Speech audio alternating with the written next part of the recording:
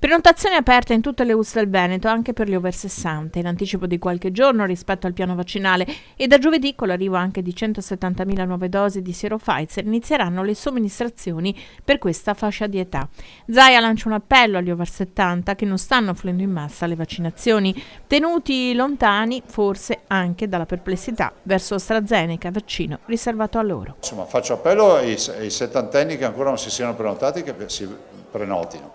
Presso qualsiasi ULSS della Regione del Veneto, gli over 60, cioè chi ha più di 60 anni, si può prenotare e il primo appuntamento utile in agenda, se è fortunato, lo troverà già giovedì, se no sarà venerdì, sabato, domenica, martedì, lunedì, insomma si va avanti perché l'agenda sarà sufficientemente aperta. Rispetto alla vaccinazione sono 4-5 giorni prima.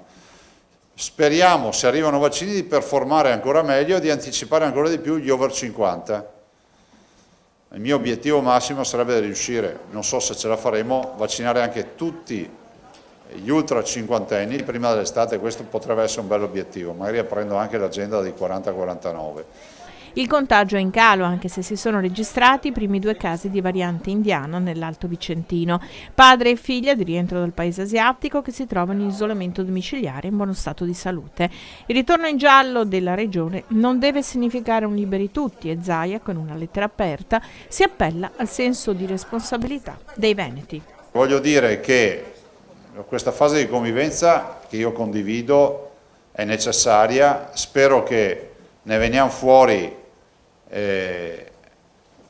imboccando la strada giusta, no? Perché voi capite che davanti abbiamo un bivio, no?